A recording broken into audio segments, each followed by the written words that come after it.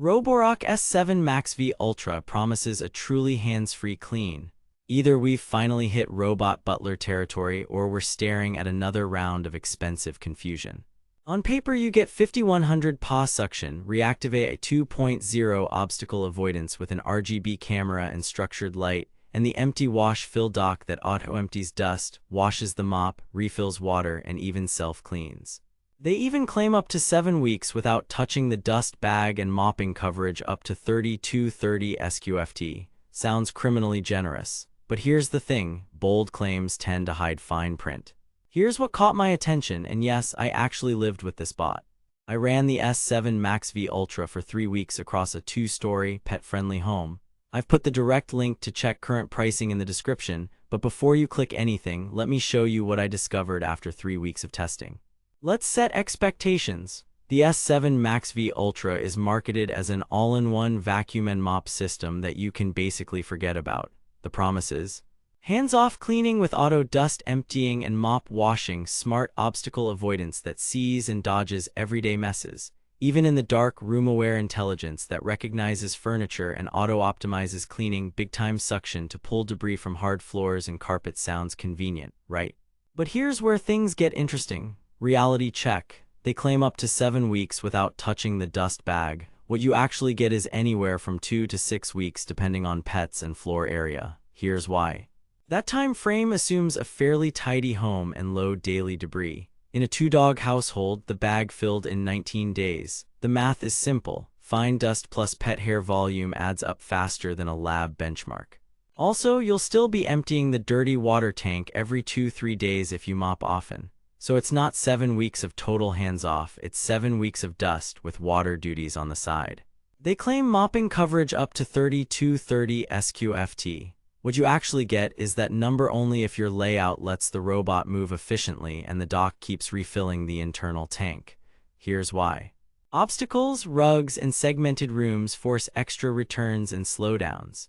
In a 2800 SQFT main floor with mixed rugs, it managed full coverage, but required multiple dock pit stops and careful no-mop zones to avoid damp edges on thicker rugs.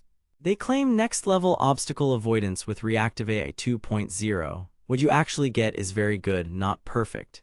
Here's why. The RGB camera and structured light do a solid job with shoes, pet toys, and even late-night socks.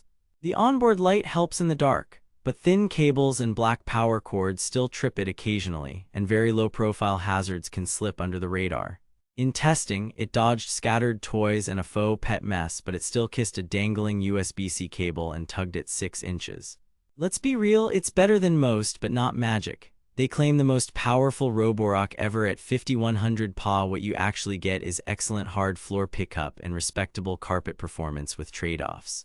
Here's why. The suction jump helps, but airflow and brush design matter too. On hardwood, it pulled everything from crumbs to tracting grit on first pass. On medium pile carpet, standard mode missed some embedded sand, while max mode nailed it but burned battery faster and got louder.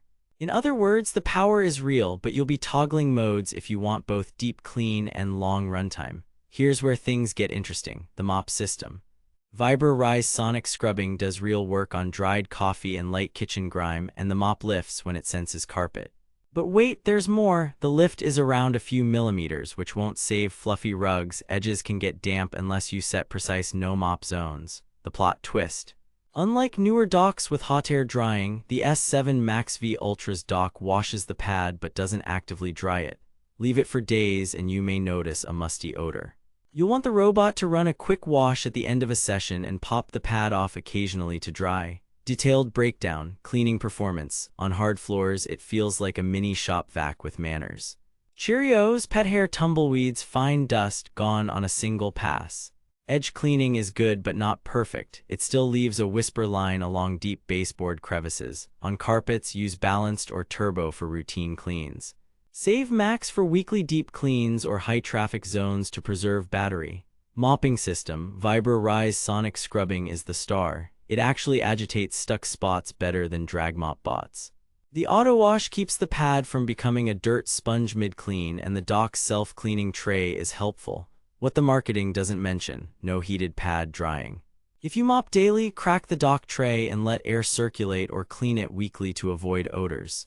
Navigation and app. LiDAR mapping is quick. A full map appeared in under 10 minutes. The app's room segmentation, 3D map, furniture icons, and custom routines are excellent. Furniture recognition is occasionally wrong, calling a bench a cabinet, but still useful for targeting. Privacy note. You can disable remote viewing and still keep mapping. Obstacle avoidance is best with the camera enabled, but it still works decently with structured light. Dock and maintenance. The dock is big. You'll need floor space and an outlet nearby. Expect to refill clean water every few days if you mop often. Empty dirty water on that same cadence. Replace the dust bag every few weeks and wipe the wash plate weekly.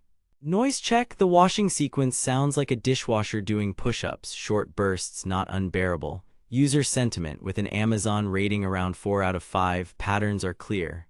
Fans love. Strong pickup, reliable mapping, and the convenience of the dock.